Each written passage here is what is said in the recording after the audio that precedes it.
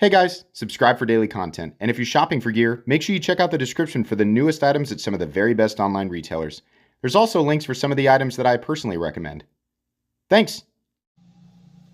What's going on YouTube? Metal Complex here, and today I'm going to be talking about my top 5 most carried knives of the last couple of months. Now here in January of 2022. I've got a lot of knives, my rotation changes a lot, and I just, like a lot of you knife nuts, I just kind of feel different vibes on different days, weeks, or months. Thanks so much to my generous patrons who are supporting me right now. There's a link for Patreon right down below. And please make sure to follow me on Instagram at metal_complex. Any of these knives that are available, I will absolutely link right down in the description. So if you guys want to check those out for yourselves, there will be convenient links right down there for you guys to see. We're going to move through this pretty quickly. This is actually the recent, I've only carried this just a little bit, but it technically is number 5. This is my Synapse XL from Vero Engineering.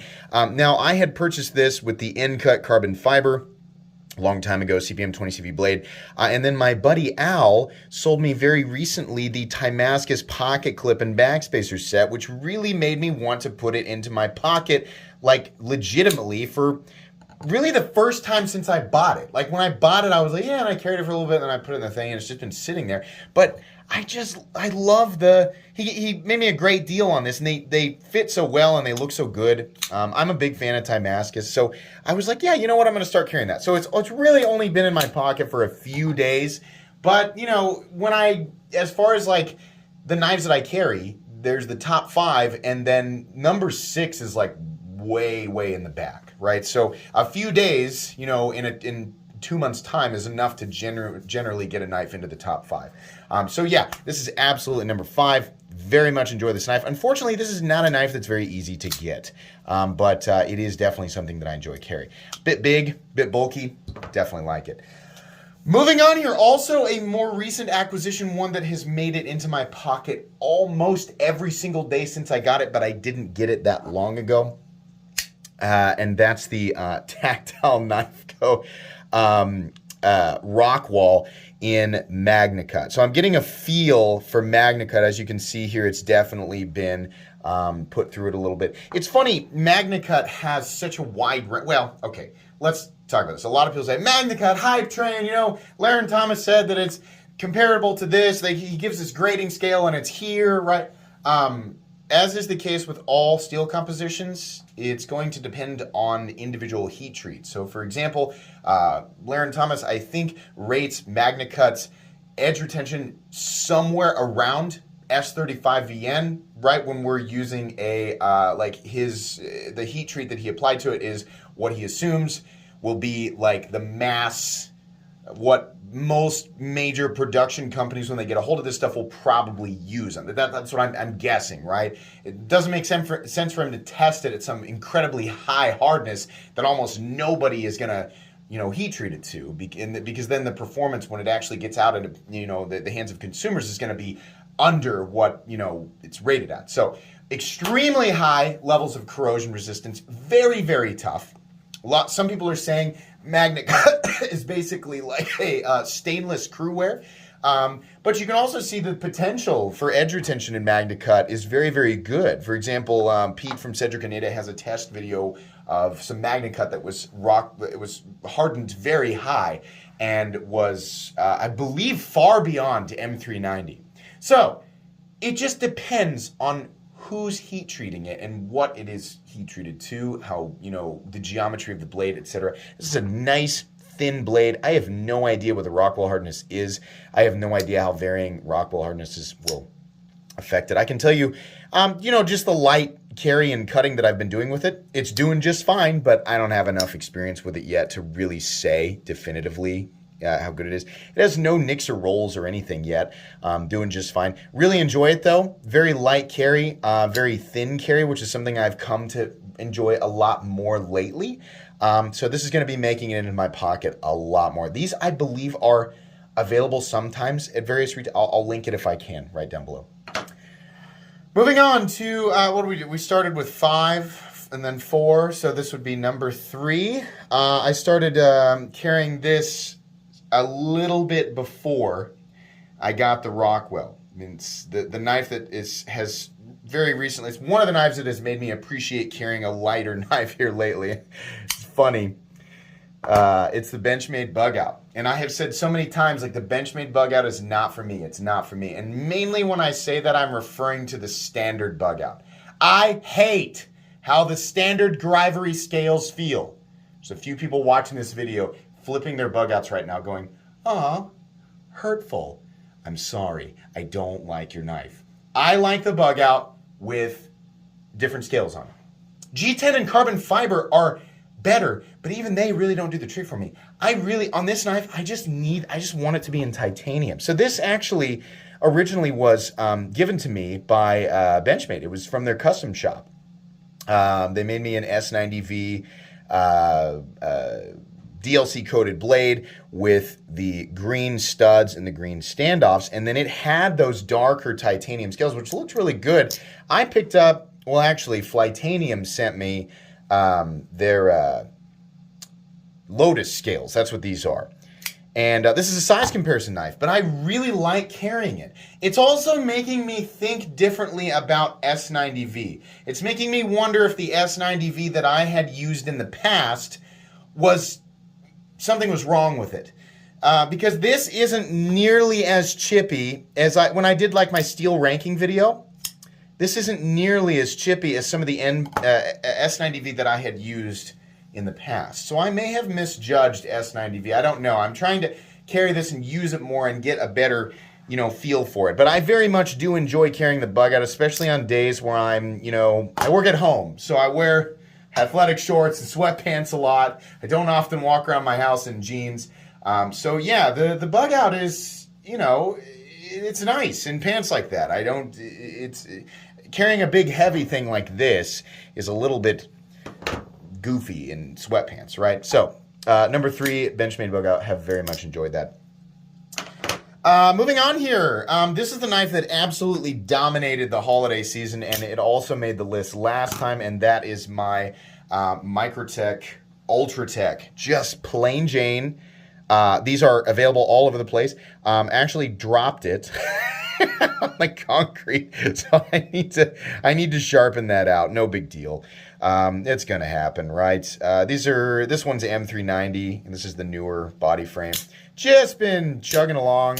This was the knife that got passed around on the days leading up to Christmas, like when you kind of do like your gift exchanges that aren't really on Christmas, and then the kids beg you, and you're fine, you can open one on Christmas Eve, right? And so and then the next day, when we have the initial Christmas morning, and then we go to this person's house, and we have that Christmas there, and then we go do another Christmas, right?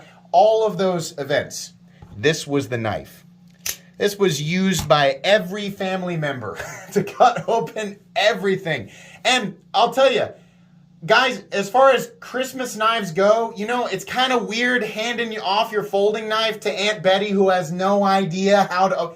Listen, an OTF, at least one that's relatively easy to open and close. The trick with the Microtech Ultratech is to take a little bit of oil and drop it right there where the switch is, and it loosens that up like crazy. These are probably some of the safest knives out there, since the blade completely and totally retracts. So when Aunt Betty or Uncle Billy Bob or whoever who's not really paying attention is done cutting open whatever package, usually they will retract it just out of interest and then set it down, right? So if somebody runs up, right, kid runs up, nobody's watching, they're not going to be strong enough to deploy this. I found that this really worked super well for Christmas. Most people, it was pretty straightforward. It was a little startling for some of my relatives who weren't used to knives like this.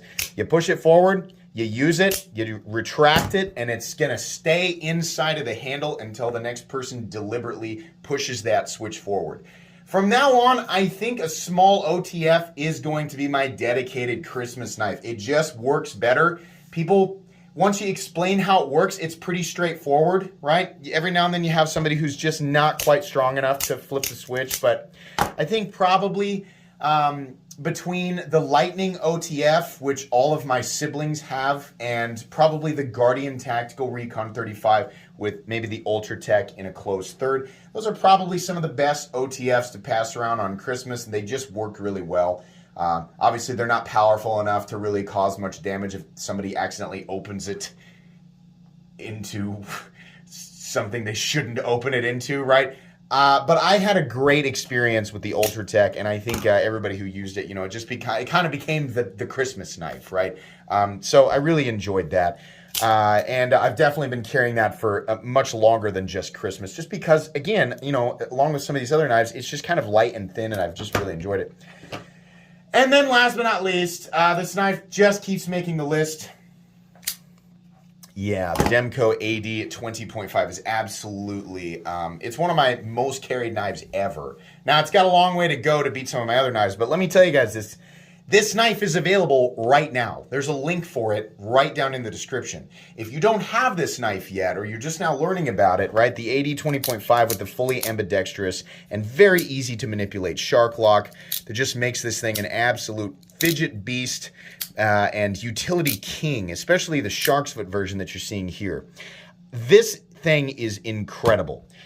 You can pick these up right now. I think DLT Trading has the OD Green exclusive, and I think the one that's available, at least at the time of this video, before you get mad at me, look at the date on the video, right? Should be available. You can go down in the description. It'll be the 5th link for you guys to pick this up. They are expensive, and they're not using anything incredible, right? It's OS 10A, and every time I talk about this, AD 20.5, I get a whole bunch of people who are just mad. Material, right? Like, that's just part of it, right? Those people can sit and not buy it, and then people who want to pick it up can. But I can tell you, despite not being, the happiest person in the world when it comes to the materials they selected for this knife, I will tell you, as far as a carry knife and using it, I mean, the thing works. It's tough as nails, and it shrugs off everything for being such a lightweight build.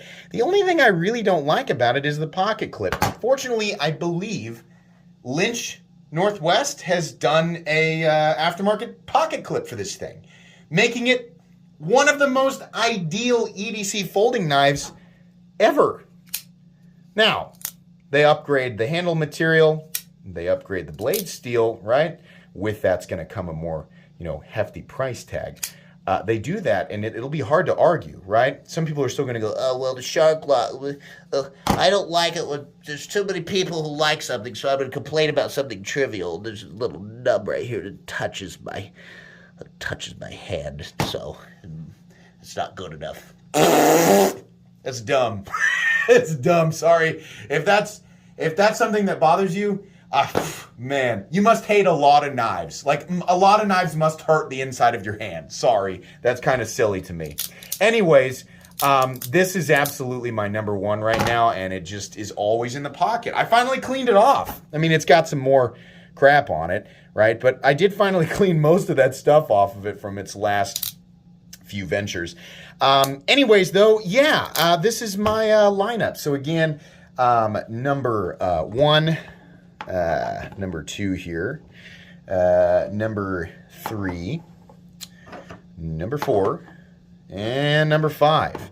I still like to carry larger knives. It's just like, if you could imagine, as much time as I normally spend inside, add on top of that the fact that it's winter, so I'm really inside a lot. So I'm not carrying as many larger knives. If I go out and I wear jeans or heavier pants, well, yeah, but around the house, man, get these all out here real quick. Obviously, they're not all going to fit. But the Rockwall, gosh, what an amazing, this is the new thumb stud variant. The Rockwall, just do like that. The Bugout has been great. The Ultratech, right? And then, of course, slightly, taller this way, but overall still a nice compact knife, the AD 20.5. These have just been fantastic. That's going to be pretty much it for today's video, my top 5 most carried knives of the last couple of months. I hope you guys enjoyed. Like I said, there are links for a lot of this stuff down in the description, so check those out. Be sure to follow me on Instagram at metal_complex. If you enjoyed this video, leave a like. If you'd like to check out my other content, I do, of course, have lots of videos of knives that are either expensive or inexpensive that I do or don't like, so check those out. And if you enjoy all my content, go ahead and click on that Metal Complex logo right there and subscribe because there's definitely more coming. Thanks again for watching, everybody, and have a great day.